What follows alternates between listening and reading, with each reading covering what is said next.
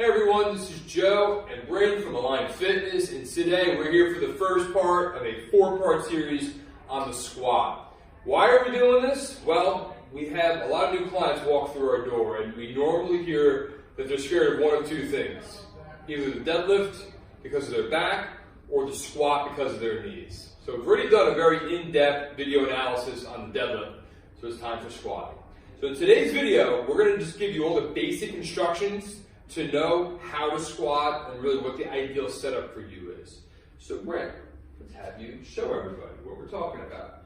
First thing we want to talk about here is width of our feet.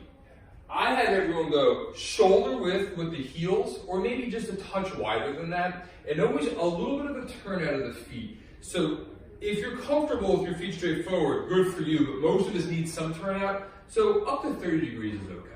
In this case, we're going to be doing a goblet squat, so Brent's going to be holding the kettlebell kind of like at her chest by the handles and by the sides of the handles.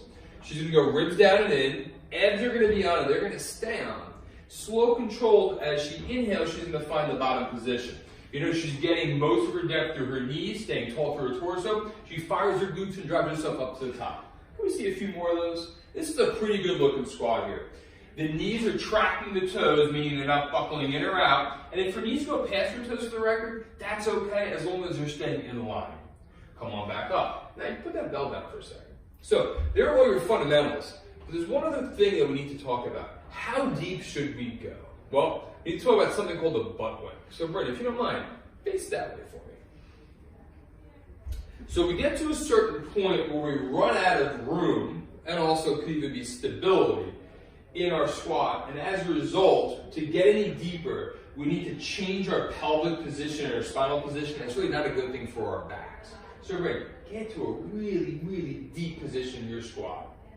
So what you can see here is her pelvis start to rotate underneath her. So come back up a little bit, and let's do it again, all the way to the bottom, and right there, you can start to see that pelvis underneath. That puts a lot of pressure on her lumbar spine and those joints between her sacrum and her tailbone. Not a good thing, so come on back up. So if you're trying to figure out what kind of depth is appropriate for you, you can turn, look in the mirror, slow control, descend, and you want to stop just before that butt wing sets in. So like for Bryn, right around there would be as deep as she wants to go.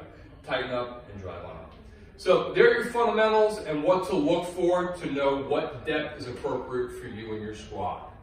Give it a try, everybody.